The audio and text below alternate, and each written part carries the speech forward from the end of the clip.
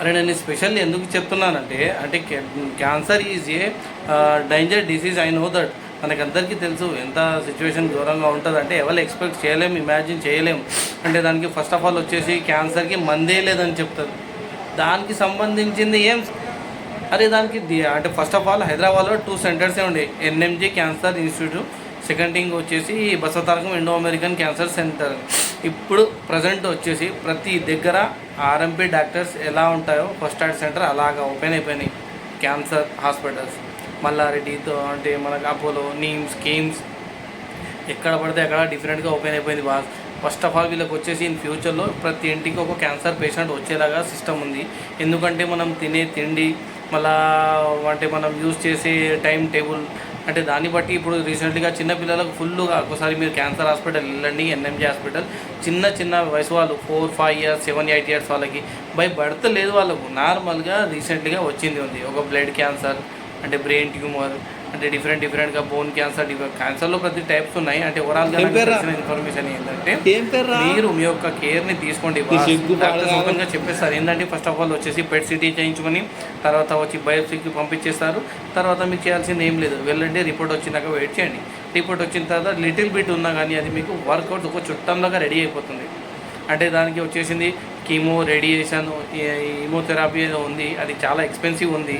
మనం దాన్ని బేడ్ చేయలేం. దాన్ని బేడ్ చేసే ముందు మన లైఫ్ని మనమే సేవ్ చేసుకోవాలంటే డెఫినెట్లీగా దాని గురించి నాలెడ్జ్ గెయిన్ చేయండి. అంటే మనకి యూట్యూబ్లో తగిన ఇన్ఫర్మేషన్ ప్రీవియస్ వాళ్ళ పేషెంట్ వాళ్ళ లైఫ్ని ఎలా సర్వైవ్ చేస్తారో దాని గురించి కూడా కనుక్కోండి.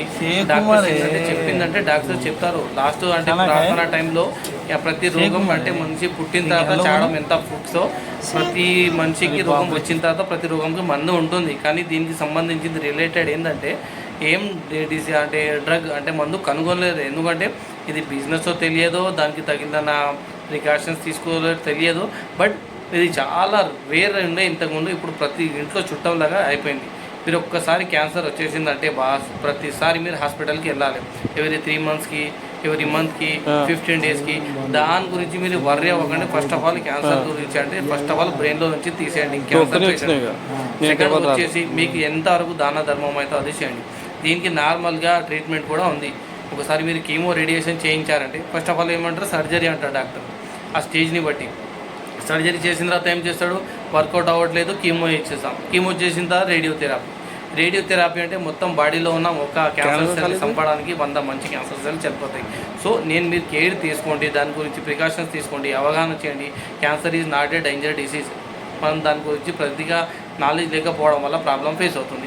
అరే మీరు క్యాన్సర్ హాస్పిటల్ వెళ్ళిన తర్వాత మీ చుట్టుపక్కల మీ ఫ్రెండ్స్, రిలేటివ్స్ ఉన్న వాళ్ళతో కూడా టైం స్పెండ్ చేయరండి. దాంట్లో కూడా మొబైల్లో ఉంటున్నారంటే ఎంత బేఫుగ్గాళ్ళు, అంటే ఎంత సెల్ఫీస్ పబ్లిక్.